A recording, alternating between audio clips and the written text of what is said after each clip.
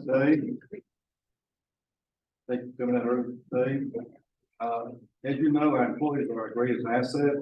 In order to retain, recruit, and answer questions on payroll plans and so forth, I've asked Jonah and Amy to review our policies, and they found some inconsistencies that not in line with the state payroll policies in other counties. So I've asked to go through and investigate and offer suggestions and ideas how we can get in line and like I said, better retain our people. So at this time, I'll just let Jonah take the lead. Good afternoon. It's good to see y'all again. So Ashley and I want to share some some background and some recommendations for you to consider that ultimately will be, if you could go ahead and put up the first slide, that ultimately will be asking for you to take some formal action on. But kind of why we're here is Tony did a great job opening, but Ashley was reviewing some things and some things that had come out of the budget process and started asking me some questions. And as we started peeling back the onion a little bit, I started seeing, well, there are some things that don't necessarily align with best practices. So we spent a lot of time over the last several weeks to bring to you today. Kind of go to the next slide if you would. Go to more. We on pay plan fundamentals. Back one, sorry. Back one. Back. There we go. So what we'd really like to touch on today is just a little bit around pay plan fundamentals and how they relate to your classification and pay plan that you have in place. Some background and context that got us to where we are as a foundation for where we might want to go. And then we have some specific proposed changes that we want to recommend, and we'll walk through the reason we're suggesting those and what they would be. And then one thing that we noted as we were working on this is there were just some personnel policy cleanup items that things had changed, but they never formally got changed in the personnel policy. The big one is you move from a monthly to a bi-weekly pay, and there are still some places where the monthly pay is referenced. So we're taking this opportunity to do a little cleanup on the personnel policies to keep them current. And please stop me as we go through at any point.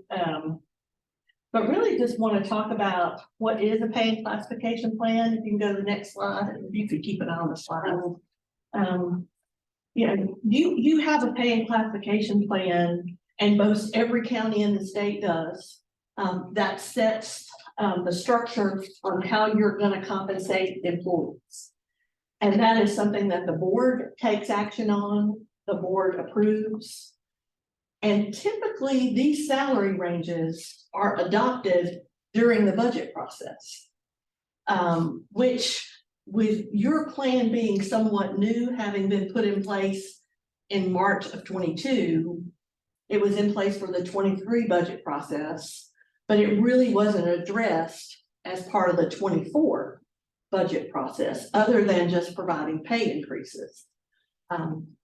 But so typically, because salaries are such a large portion of your county budget, it makes sense to look at those changes that you want to make in terms of pay, in terms of market competitiveness, to have those discussions as part of the budget.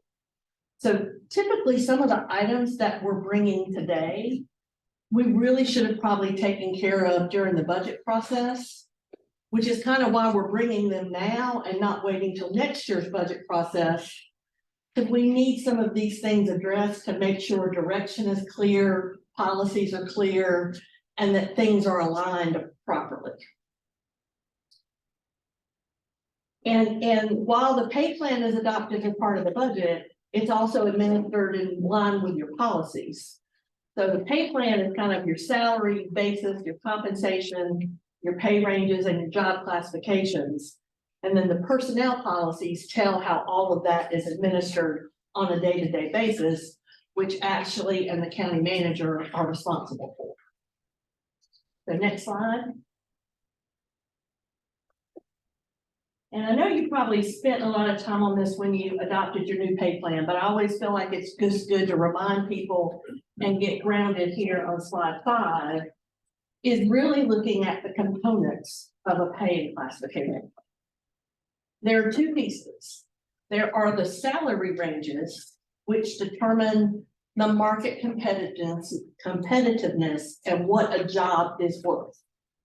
So when the MAPS group did your pay classification study, they looked at different jobs and decided they're worth X amount in the market. So you establish a scale that has a minimum, a midpoint, and a maximum that is really the whole kind of pay consideration over the life of an employee when they're hired, and then how they move through it as the board awards pay increases over time. And you have a minimum, a midpoint, and a max, because depending on your years of service, your qualifications, that whole range is considered the general market, but the specific skills that you bring, the years of experience you bring, help place you in those market ranges. So if you're a 30-year employee who's been doing that job for 30 years, you should expect to be paid near the top of the pay range. If you're a brand new employee that comes to the county, you might be bringing additional experience from another county, which could justify you being paid up a little bit higher in the pay range. Or you could be right out of college, no experience, meet the minimum qualifications of the job. And so when it's that case, then you're typically paid more toward the minimum. So you look at these ranges as the whole range is a market. And depending on what the individual brings, they can be placed in various places throughout the whole pay range. Then you've got the job classification and grading. And the job classifications are your paramedics, your sheriff deputy, your county manager, your HR director. And each of those jobs then gets placed in one of those salary ranges based on the market work that's done by your consultant, where they have looked at HR directors in other counties, in other industries. So what are typically HR directors being paid, as an example? And then they take each of those jobs and they slot them into the various pay grades. And so at the time you do a pay and class study, when the MAPS did that, at that point in time was the market condition, how they slotted the jobs. But the pay plans are really not meant to stay stagnant. You've got to kind of tend to them and grow them and look at what market conditions are. And that's some of what is done with the budget process each year. And we'll talk a little bit more about some of the real mechanics behind moving the pay ranges, moving employees, and how that works, because that all feeds into some of the recommendations we have today. So I'll stop there. I'm sure this is a review for most of you, but I just felt like I needed to go back and kind of remind everybody kind of what typically a pay and classification plan looks like, and we'll be looking at yours here shortly. So again, now to some specific history with Caswell. We can go to slide 6. Okay. As I mentioned earlier, the MAPS group was hired to come in and do a pay and classification plan. It included looking at the market, so where did the pay ranges need to be, as well as looking at your job classifications and where they needed to be placed in the market. So when the results were implemented, because they're a consultant, it's ultimately your decision. My understanding is that the pay ranges that were put in at 90% of the market recommendations made by the MAPS group. So your pay ranges are a little below what the market was at that time. all employees, but there was range movement, even though it was only 90% of what the recommendation was. All employees' pay was moved to the new minimum of those pay ranges. And then as part of the 23 budget, all employees received a 4.5% pay increase. And then certain DSS and health department employees received an additional 8% in positions where there was high turnover and there was challenges recruiting. And that's not unusual. That tells you that the market for that job is very tight. And when you've got jobs where there's a tight market for lack of interest, you're going to have to pay more in those cases. So that was the condition of the pay plan as you came into the FY24 budget process. March 22, the new pay plan was implemented. All those range movements had been made, employees had been placed in their new salaries, and there were salary adjustments. So then the salary range, if we go into slide 8, moving into a salary range discussion, the salary ranges that were put in place when the MAPS group did the study, there are 28 ranges ranging from salary grade 55 to salary grade 86. And with salary ranges, you have a distance between the ranges. So from a grade 55 to a grade 56, the difference between the minimums on those salary ranges currently is 4.3%. So each of those jobs, if you did the math, each of those jobs, the minimum level and the midpoint and the max, they're all 4.3% above the previous range. And then from the minimum to the max, the range is 55%. And that's pretty typical when you're doing some broad banding. Typically you see those ranges anywhere from 40 to 60%. I mean, from 50 to 60%. So that kind of puts you right in the middle. And actually, I never asked you, and I don't know if you all had used a hiring range before, but when this was put in, a hiring range was set that is actually 4% below the minimum. We used it before. You used it before, okay. And when Ashley and I started having discussions, that was one of the first things that caught me off guard. Because in my career, I've never seen a below minimum hiring range. Because the market range of the job is the minimum to the maximum. So you should be hiring within that range. And my understanding is that's typically the ranges that you've been advertising is just that hiring range. And that is going to be extremely detrimental to your recruiting. Because that is a 4% below.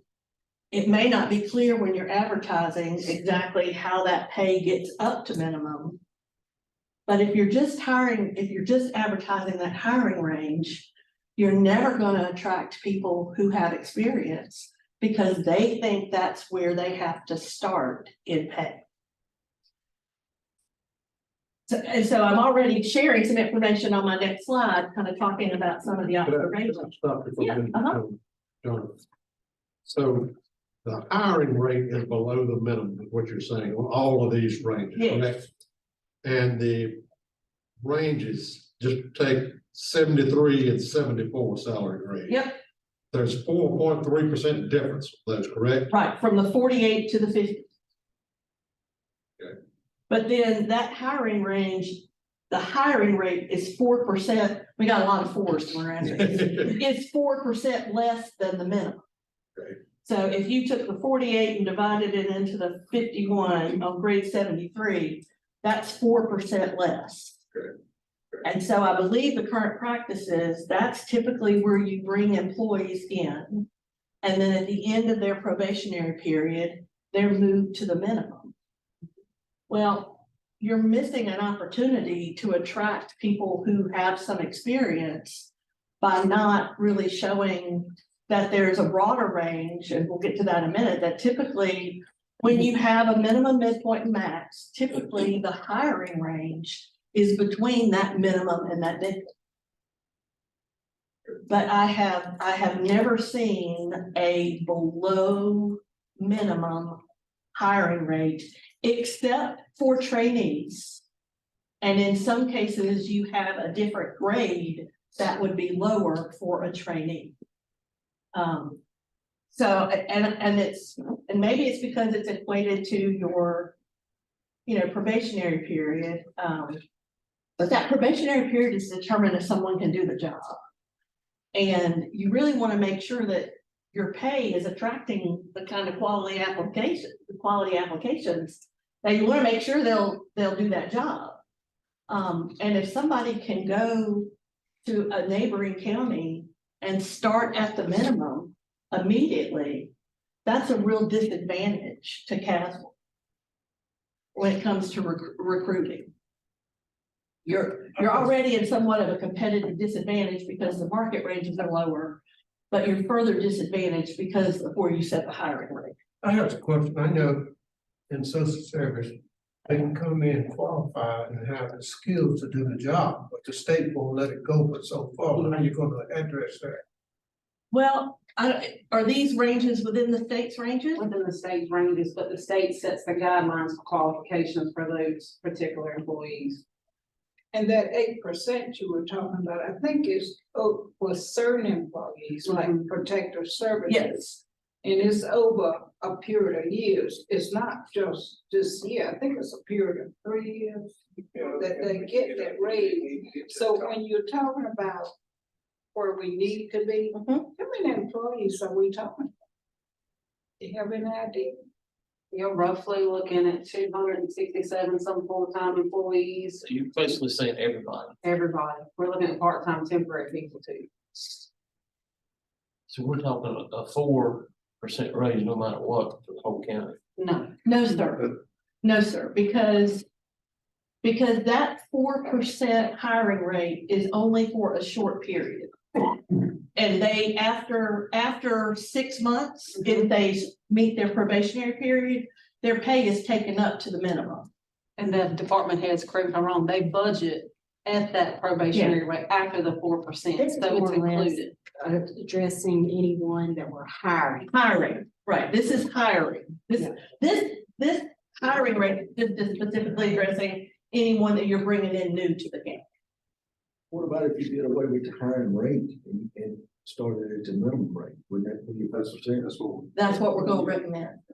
But because Anybody else hired after Right. today? but because every current employee, if they're at the 4%, the intent is that they'll get to the 4% within 6 months. I mean, to the minimum, it would really only impact anybody who right now is in their probationary period. They would go ahead and be moved to the minimum and not necessarily have to wait. How many do you have in it? I have to get back with you with that one. I can email that to you. Yeah, It's not a lot. It's not a lot. Yeah. Probationary and overall the department. And it's already factored in their budget. Yeah, so there's no budget impact. There's no impact to existing employees other than those who are on probation, who would get to at least the minimum at the end of their probationary period anyway. So if somebody's been here for a year, are they making the minimum? More than likely. It's a 6-month probationary period, correct? Correct, for general employees. If after that 6 months, they meet, probably is satisfied with them, they're doing okay. They go to the minimum automatically, am I correct? Correct. If the department head sees fit that they are ready to go out of their probationary period, if not, they can extend their probationary period. I think it's up to 2 months. Is that commonplace or does That typically doesn't happen. most time after 6 months? They move on to their probation, off their probation. They can stay or they can. Yeah. Well, and that's where that probationary period, I mean, I don't know if it was because people thought that if you paid them, if there was some incentive for them to stay the 6 months, then that 4% was incentive to stay, but I think it's more of a deterrent to attract people than getting someone to move from day 0 to day 6 months.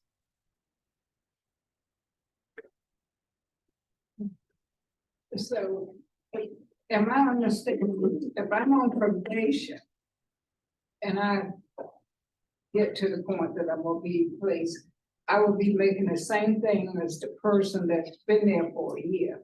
Is that correct? The way you're, That's yeah, why you- yeah. That's the way your policies work right now, and it depends on when you were hired.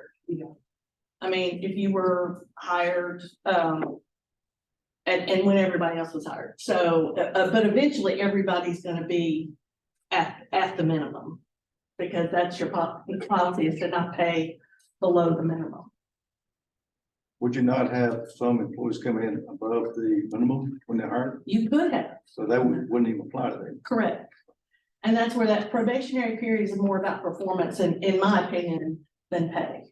I mean, that's the time to see, are they fit for the job?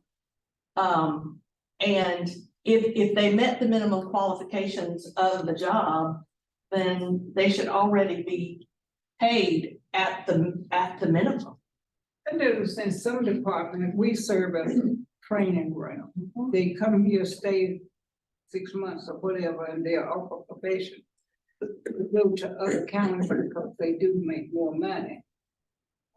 And I don't know the answer to it, but.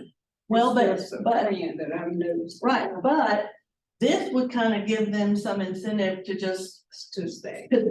to come, and especially if you could hire some folks away who, let's say you have somebody move from the mountains to Caswell County, and they're bringing 6 years of experience.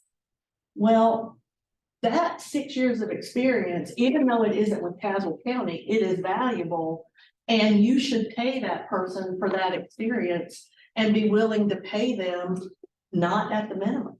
Because you might not even attract that person because they think the only pay that they're gonna get is that advertised hiring rate. They don't even know there's flexibility. So you're getting people that aren't even applying because that hiring rate is a turnoff to them before they've even gone any further.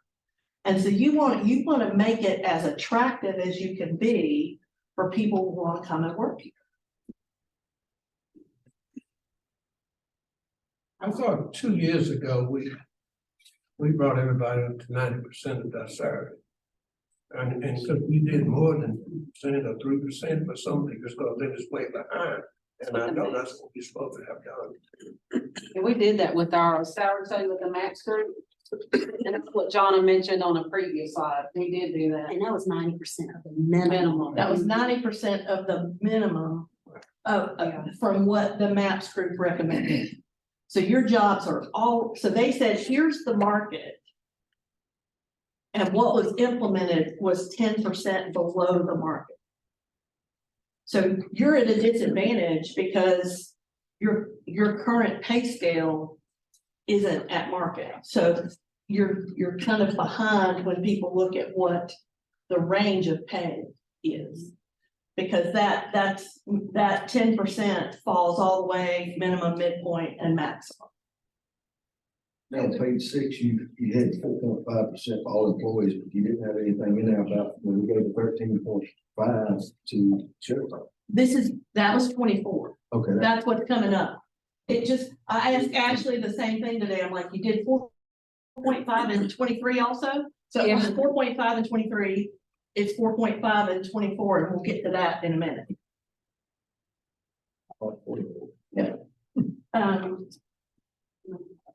So yeah, so if we, let me just, if there's anything else that I haven't hit, I think I've hit everything on page 9. So if we go to slide 10, this visual may help. So what the recommendation is to take the current pay scale and basically make that hiring rate column go away. So the proposed pay scale would be minimum, midpoint, maximum.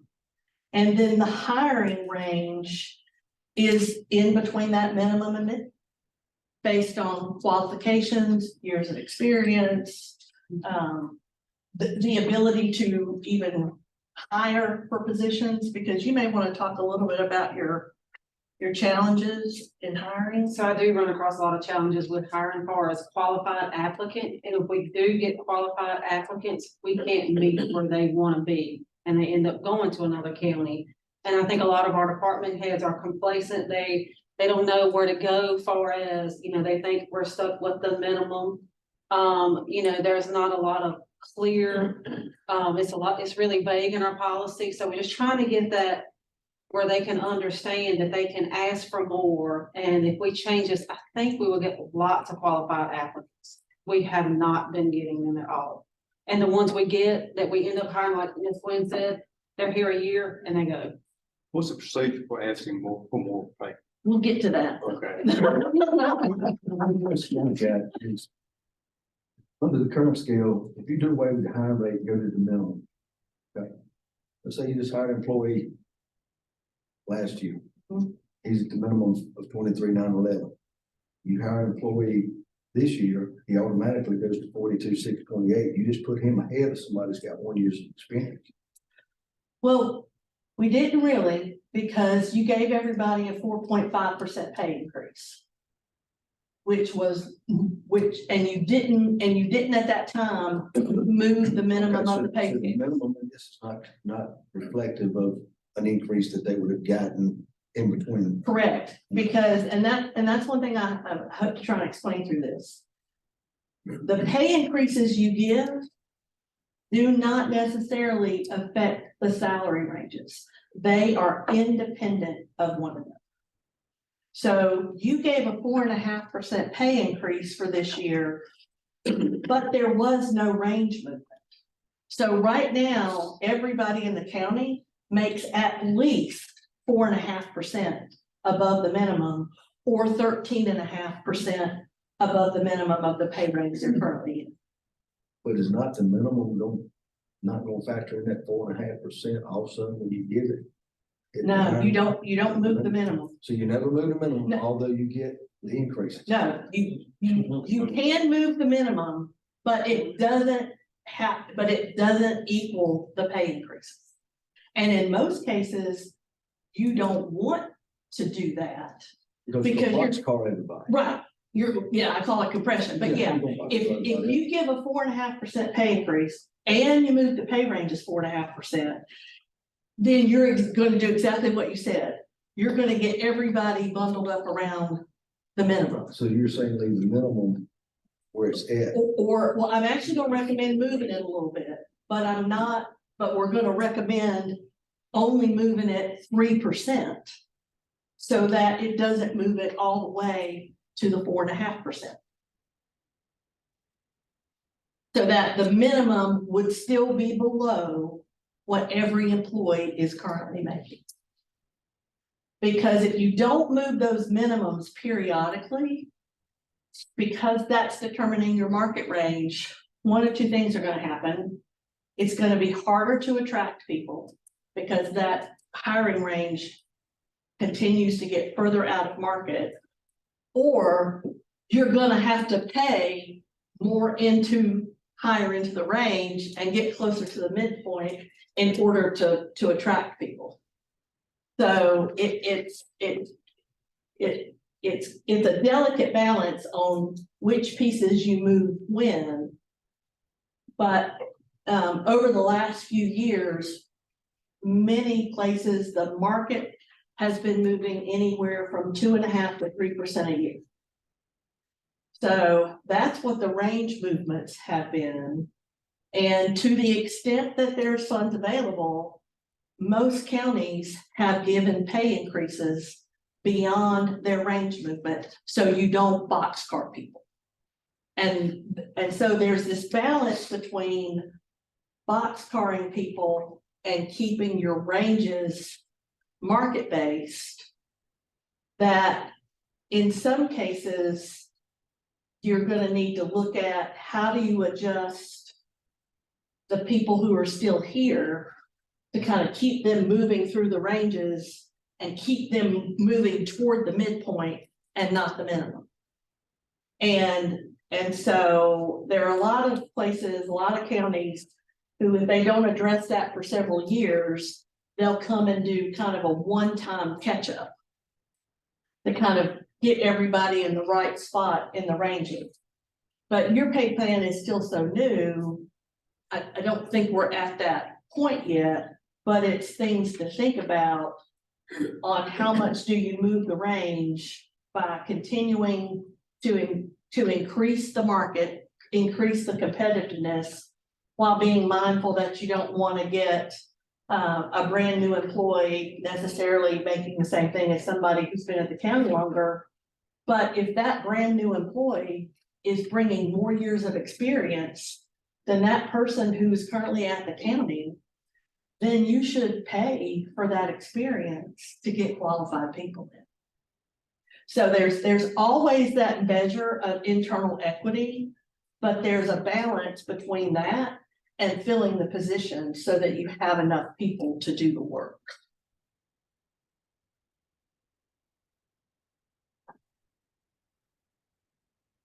And so that's the first recommendation, is eliminate the hiring rate.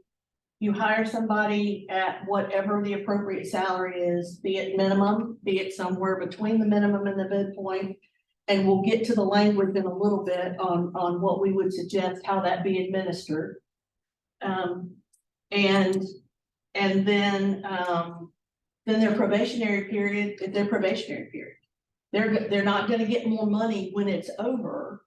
They will have got what their market pay is from day one, but you still have that period of time. If they're not performing well, you should make the decision to let them go.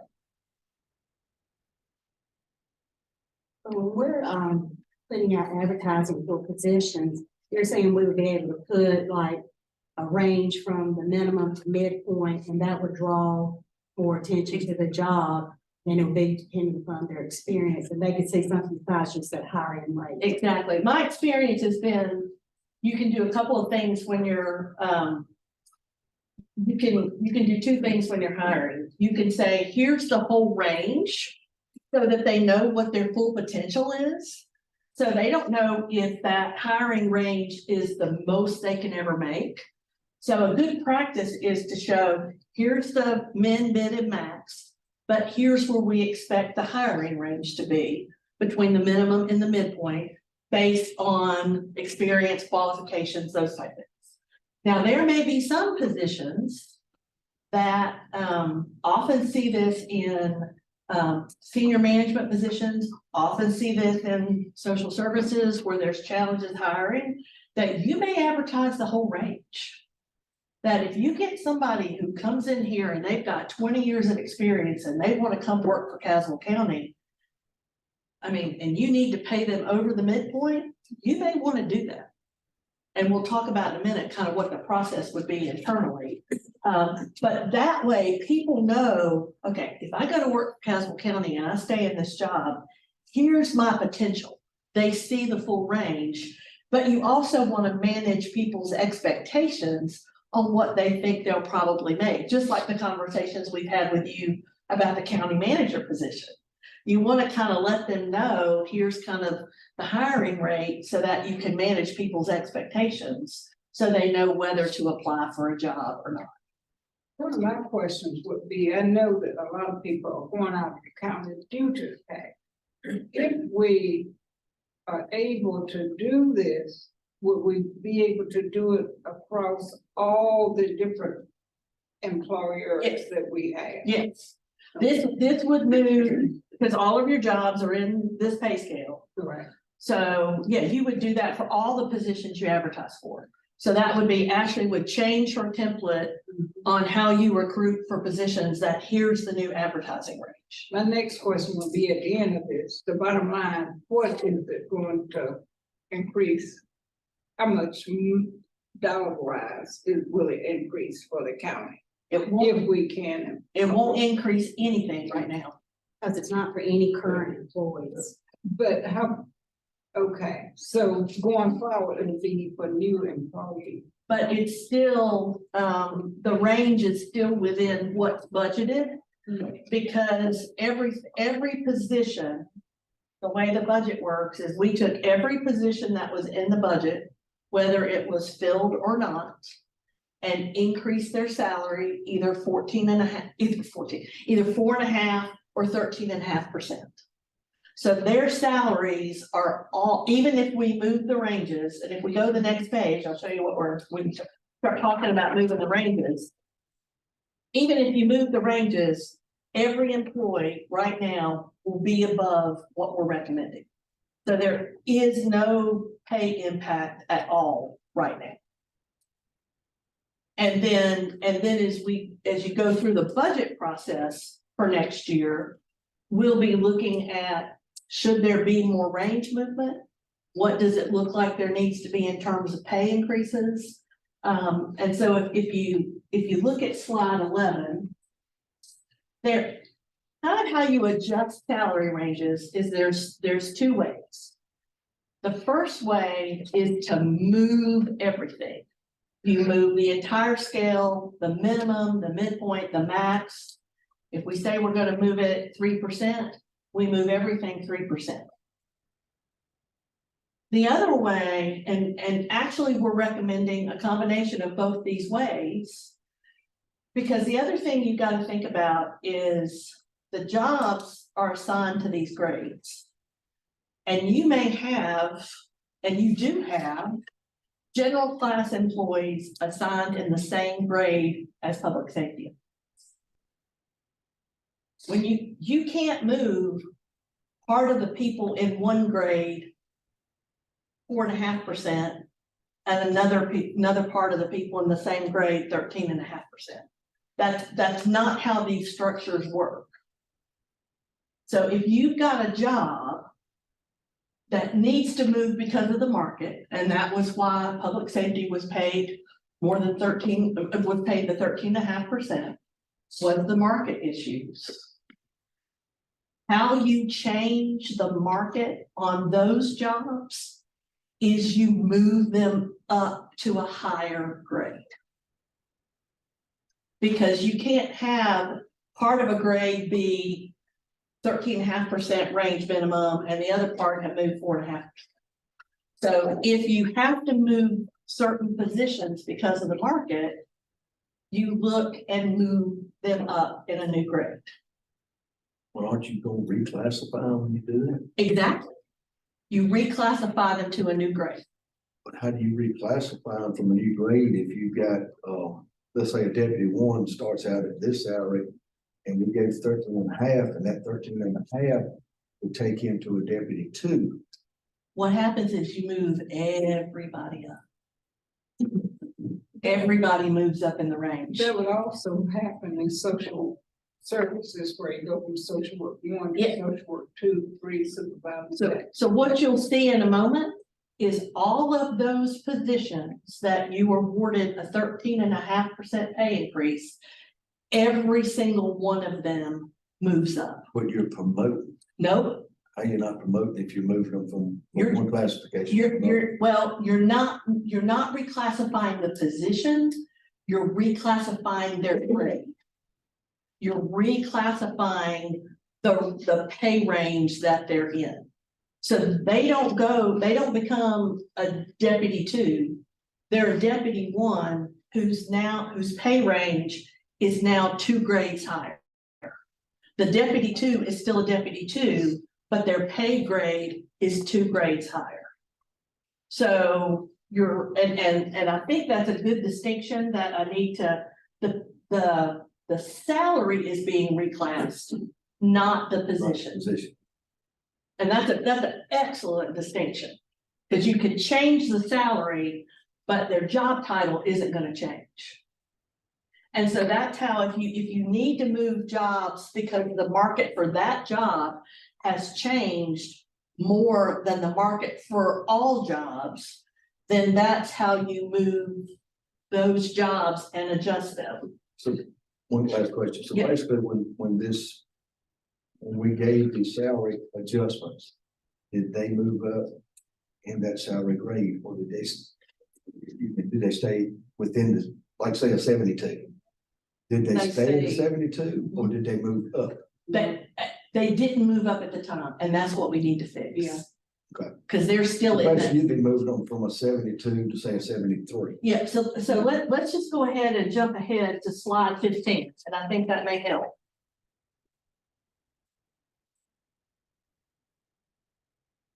So here's the jobs that we're proposing that need to be where the salary grade needs to be reclassified.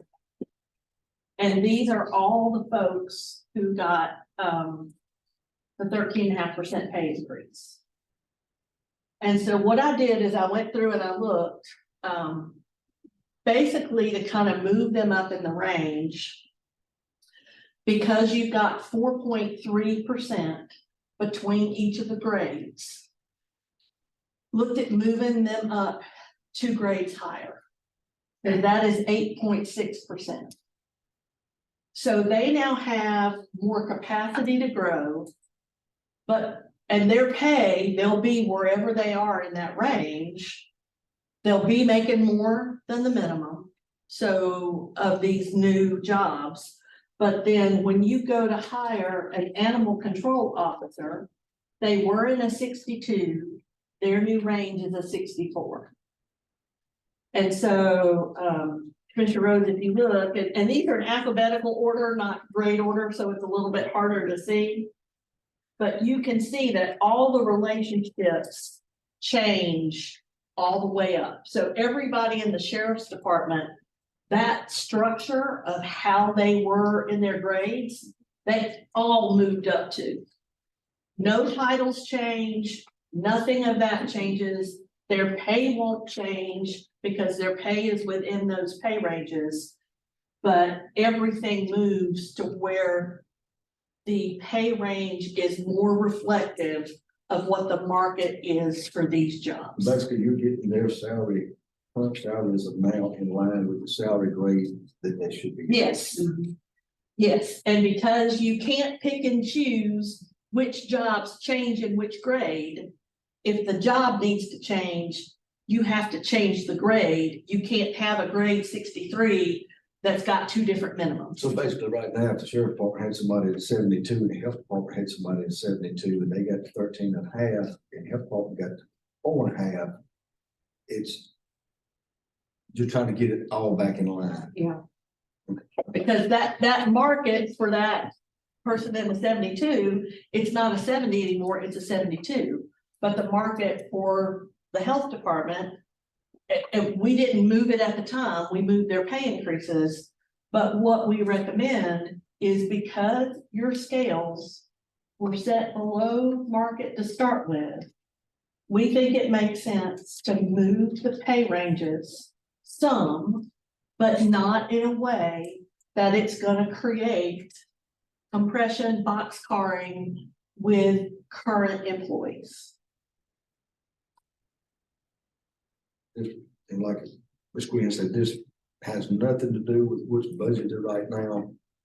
Has no impact. If you read that red on that page, it impacts no one's current pay. It has no impact on the budget. No one's pay will be adjusted. The only thing that Ashley will do is she will go in the HR system and say that these jobs that were a 70 are now a 72. Well, let me go back to page 12 for me. 4.5% pay increase for gentlemen employees, then 13.5 for certain other categories.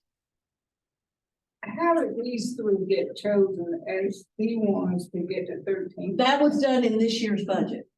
This is the action that's already occurred. So those employees got 13.5%. Yes, that was done as part of the budget. So all the employees, every employee got 4.5 for general employees.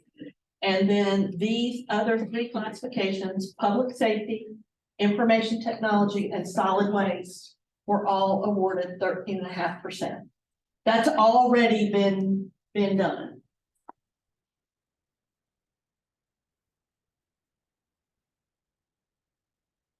And make sure I'm on the same page. Yes, please. Because when I look at those getting 13.5, I don't quite understand. Whereas we have some others that is really critical and they didn't get that. Because I didn't realize we did that. Yeah. Or if we did. And I think at the time, there was recruiting issues, there were market issues of attracting people. So it was. This certainly wasn't just these three. It was across Well, all of our departments, so. but and I'm not so sure, Miss Gwen, that maybe in the prior year, everybody got 4.5%. Except there were certain jobs in DSS and health department that got more. So I don't know if the thinking was those jobs had gotten adjusted, but some other jobs hadn't. I don't really know what all was behind the recommendation, but this is what was approved. And so because the pay was because the scales weren't adjusted at the time, we find ourselves now trying to come back in and do a little cleanup to have the pay ranges agree with the intent of this, which was to increase the classification, increase the pay ranges on that group of employees. So I'm sorry, Ms. No, go ahead. No, go ahead. Continue.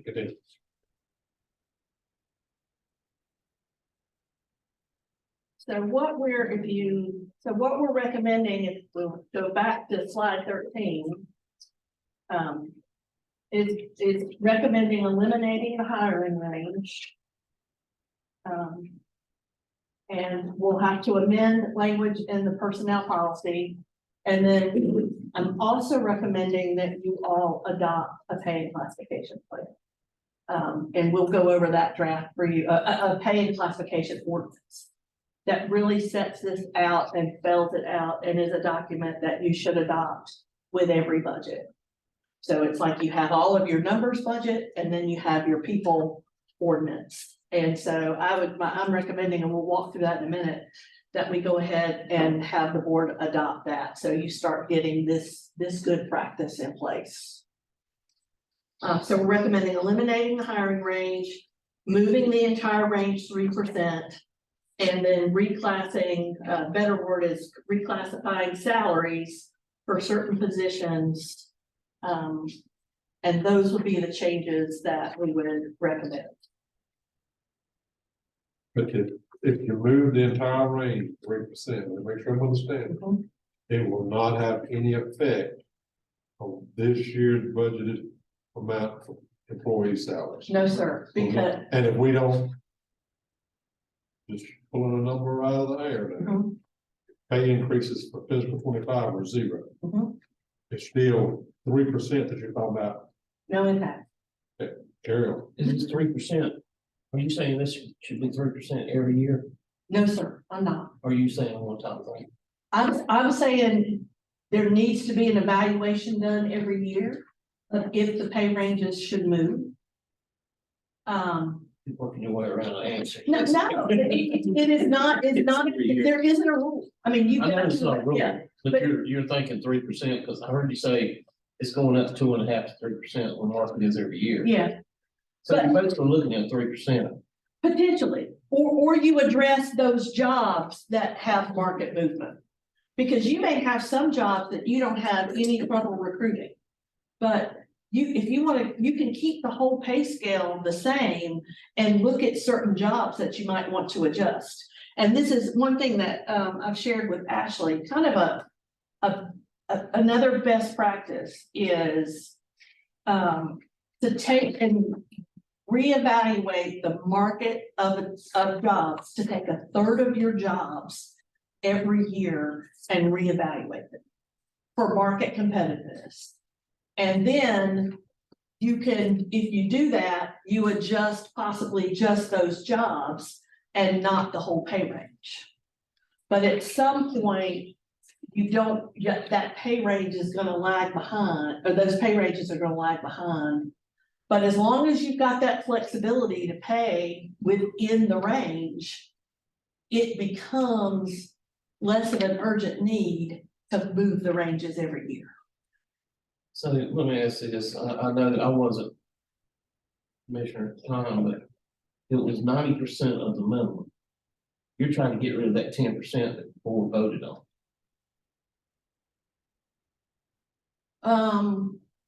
Yeah, that's certainly one way to look at it.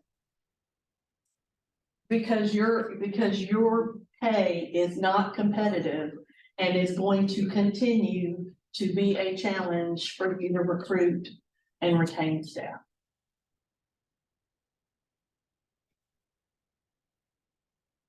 And again, this is, I mean, these are recommendations that you can choose to accept or not. This is your pay plan. You set this. And I think that was one of the important things when Ashley came to me, because they had been given the direction to move some of the jobs pay grades up, and in the same pay grade move other things. And I'm like, you can't do that. That's not how it works. And so that's when we started looking at this and going, we really need to try and fix the foundation on this, so you're in a good place moving forward. And I guess that's what's happening there in that reclass position that received a 13.5% to reflect market change. Yes. One of the Board of Commissioners can change the pay scale, and this was not formally done. Correct. Budget. We did not Exactly. approve it. Okay. Exactly. And that is actually in the personnel policy, that only the board can change these salary ranges. It was not done at the time that the budget was adopted. So while there might have been some intentions to do these things, they weren't formally done, and you need to take a formal action to address that. I agree. And so if you want to, let's just go ahead and jump right to one of the handouts we gave you. So you have the PowerPoint and then you have a handout. And the first page is entitled Caswell County Pay and Classification Ordinance for Fiscal Year 2024. So this is a very typical pay and classification ordinance. Like I said, you do it in conjunction with your budget ordinances. And what this does is it basically says the board is establishing these pay ranges. Here are the salary schedules. It's establishing the position classifications. And so what it does is that section 3 would establish the pay ranges. You see there is no hiring rate. And this pay range reflects a 3% movement of the entire pay range. Then if you go to the next page on section 4, these are then where all of your county positions are slotted with respect to their grade and their FLSA status, whether they're exempt or non-exempt from Fair Labor Standards. And so what I did is to identify the ones whose salary grades are moving, they are starred with an asterisk. So the ones with the asterisk, their grade is 2 grades above where it currently was, and every other grade has stayed the same. And this lists every job classification that the county currently has.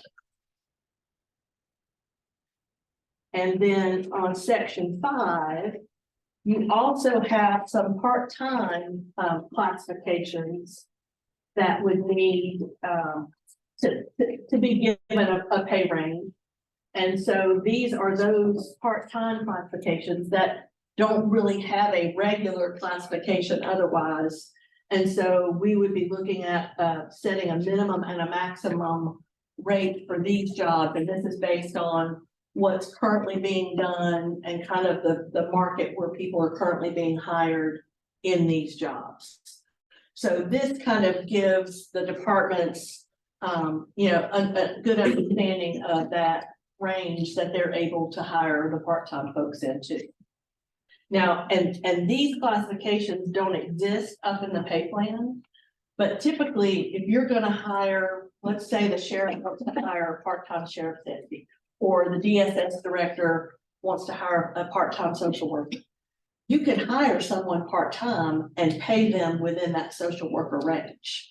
So those ranges are in essence there for any employee, part-time, full-time, that does the work. So those are more regular salaries. And what I did is I mentioned to Ashley at some point, we may want to put these jobs up in the normal pay ranges as well, but I don't exactly know the right place to slot them. So for right now, we just wanted to make it clear what the pay rate was for those classifications.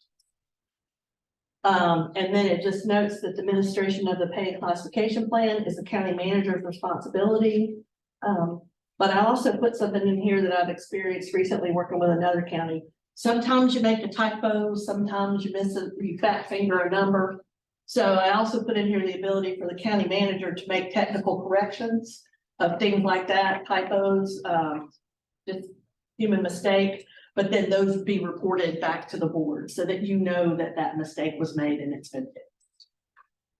So my recommendation to you is that you adopt this pay and classification ordinance that really does clean up things that should have been addressed as part of the plan.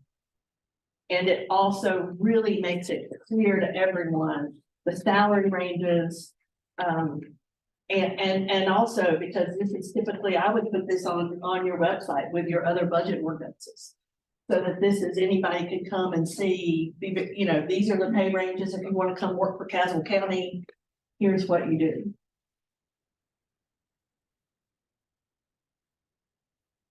Okay, bear with me. Can you, Go ahead, got go ahead. questions? Okay. You got a few minutes. All right, so just want to finish up, and if you can turn to, so keep going right after the ordinance. And then here are the changes that we're recommending to the personnel policies that start on page 6 of that handout. And if you can go to slide 23 on the presentation. So if those recommendations, so here are the things that as a result of the recommendations that we're making and some things that really need some clarification. And many of these things are questions that, you know, Tony's identified. He's been in the interim manager role, things that are not quite clear to him. So we thought this was a good opportunity to get some of these cleaned up because they're not clear to him. They're not clear to Ashley. So we need to have something that makes more sense for the organization. So we have A through G policy recommendations that we would want to make. And the first one is, again, just you all moving to adopting a pay and classification ordinance. And how this, how I've done this is the language is as it currently is in the policy.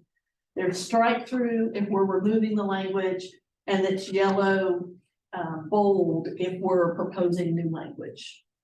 So this just says that adjustments to the pay scale will be done in conjunction with the annual budget process and reflected in the adopted pay and classification ordinance. And there's currently an appendix O in the policies that is a pay scale that hasn't been updated since you did the map script. So we're just going to delete that appendix. It would just go away. Then change B, there is language in the personnel policy that speaks to the hiring in the pay range. So we would just eliminate section 10.7. Then change C is where we talk about what we've talked about moving to the hiring rate is between the minimum and the midpoint. And what this does, if you look at the first yellow, and I'll just read it, it says the appointing authority may set hiring salaries, and I think the appointing authority for y'all is the department head, between the minimum and midpoint of the salary range, subject to the approval of the human resources director. So that gives you that person who's making sure there's consistency in how that's applied.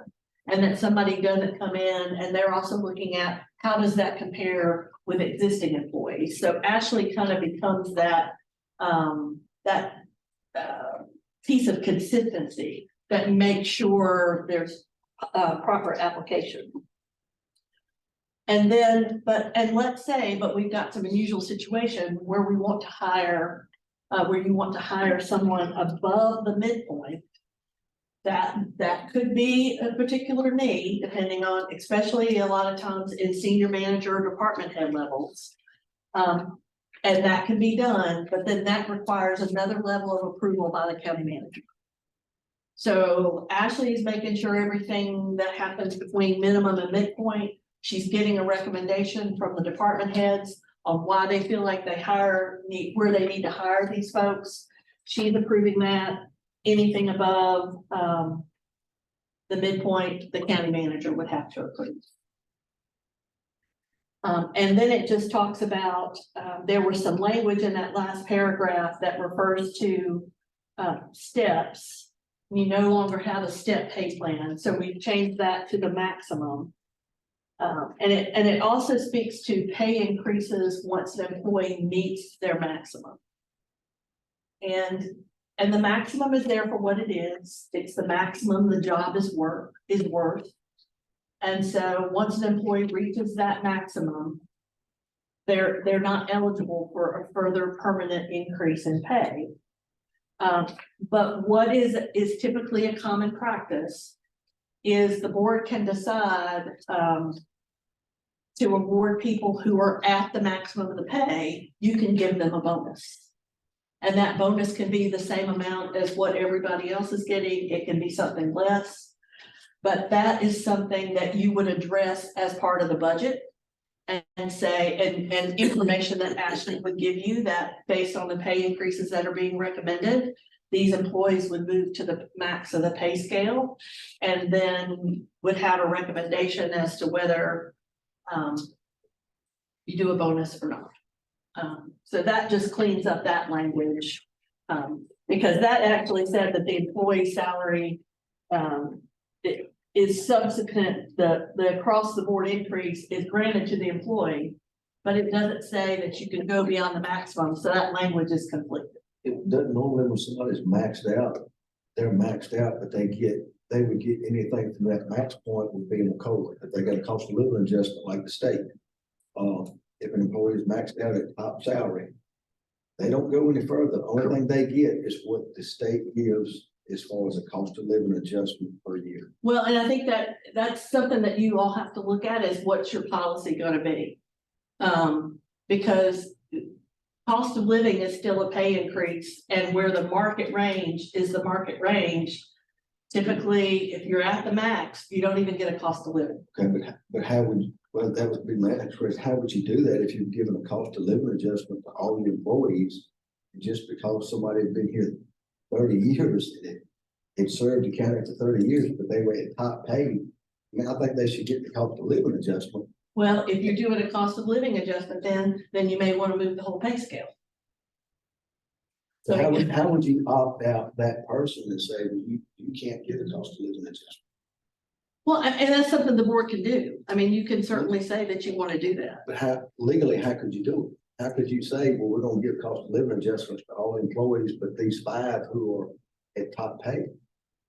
And that's how it's whatever your policy is. And if you want to change that so that they can still, because your pay raises weren't necessarily characterized as cost of living. They were pay increases. They weren't cost of living adjustments. Okay, so the 4.5 wasn't considered a COLA.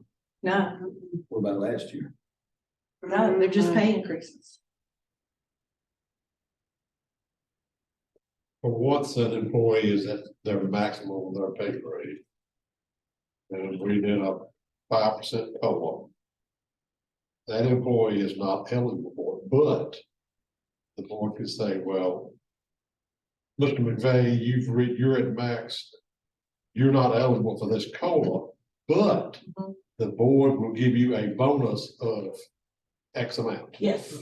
Which could be still be equal to the 5%. It still absolutely could be equal to the 5%. Which by doing that, it doesn't make your scale change. Correct. You got Basically it. robbing Peter to pay Paul. Well, Okay. yeah, but you would still budget it. So Right, I it, understand. yeah, but if you think about what those ranges are there for, is that those ranges say what the job is worth. And typically how you move through pay ranges is through time, just by staying here longer, or by getting new skills, getting promoted and growing and going up to different pay ranges. So, you know, there's a philosophy that, you know, some employees say, I want to meet the max of my pay range. But you can also argue, I don't ever want to meet the max of my pay range because I want to keep going up in pay range. So, I mean, there's lots of different pay philosophy on that.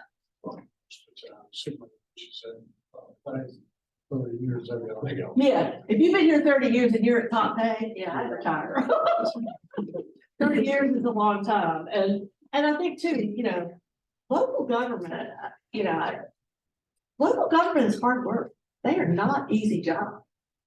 I mean, it is saving lives. It is trying to protect children with CPS. So 30 years working for local government, you're ready to retire. But let me just finish with the last few changes and then we'll be done. So there's been some confusion on kind of what happens when someone's reinstated, if they leave and come back in a year. So we're just clarifying that and really saying if somebody leaves and there were pay increases while they were gone, they really shouldn't get those pay increases because those pay increases were for employees who need to stay. But also when they come back, they're being rehired, so they kind of get to renegotiate their salary. So that shouldn't be a given that they get across the board. And then here's something that right now, the policy says that if someone is promoted, that they get a 4% pay increase. Yeah. Well, I'm not sure where the 4% came from, and it can come from, but because if you're getting promoted, in most cases, you're going up to a higher grade. Well, if the difference between your grades is 4.3%, you ought to get at least 4.3% because you're going up into that grade. And if you're going up 2 grades, you should probably get more than 4%. Because what's going to happen is you're always just going to get sliding back. You're always going to slide back down to the minimum. If you're not getting an increase that's at least equal to the distance between the pay ranges, you're sliding back in the pay scale. And in theory, when you get a promotion, you want to stay relative in the same place in the new pay scales. And really just having 4% for any kind of increase doesn't seem sufficient and doesn't really encourage people to try and get promoted. I think it's okay. So typically what I see is that if somebody moves 1 grade, they get a 5% pay increase. If somebody moves 2 grades, they get a 10% pay increase. That makes it easy to administer. It takes a lot of judgment out. Now, if somebody moves more than 3 grades, then you can move them to the minimum, or this language provides for some other justification. But this will have no effect if we reclassify these grades. If somebody's at a 70 now, we change it to they're at a 72. They won't be expecting a 10% raise. Correct. Because their salary is currently within the range.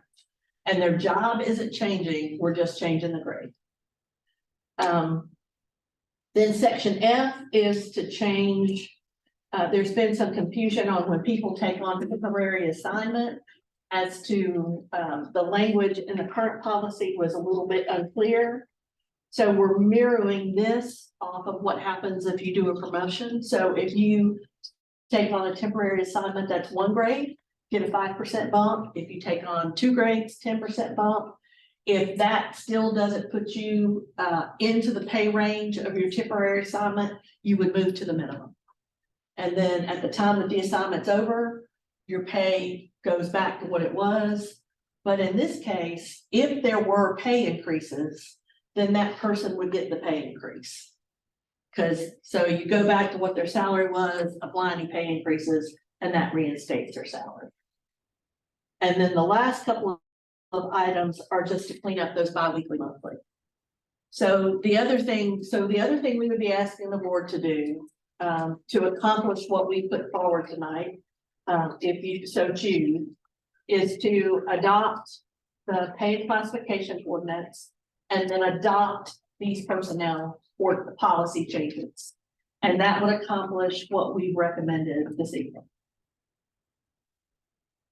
And so kind of next steps is to see what other information you all need. I know that I think this is on the agenda for tonight, but certainly understand if you want time to process it. We could bring it back on the December 6th meeting. If there's any changes that you want us to consider, I mean, I'll let you take it from here, Tony. But I will bring it up tonight and, depending on the board is whether it's move forward or let Ashley do more on next board meeting. I have one question, Mo, for you. This is something gonna be like the department head or supervisor as a merit raise, right? Excuse me? It's gonna be used something like a merit raise, right? Merit raise. Yeah. Not this. There's no pay impact from moving these pay ranges. There's just, more earning potential. And then you'll decide what you want to do for pay increases for next year as part of your budget process. So it won't be as a supervisor come up and says, I want to promote him because he's doing a great job. Wouldn't be like that. No. You would have to, if you want to promote somebody, typically the process would be there's an open position, they apply. If they're awarded it, then they would get the increases as outlined in the policy. And we want to use this to attract potential people coming in. And also we want the employees to realize their potential. Moving.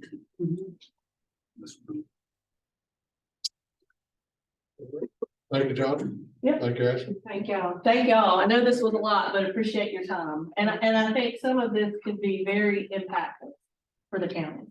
And if you have any questions, feel free to email me or John, I'll give us a call. Thank you, lady. Okay, this time. Closed session to consider the qualifications, competence, performance, character, fitness, conditions of appointment, or conditions of additional employment of an individual public officer or employee or prospective public officer or employee, which privilege is hereby acknowledged by North Carolina General Statutes. Have a motion to go to closed session? That's it. All those in favor, let me know by saying aye. Aye. Motion carries. We will go into closed session.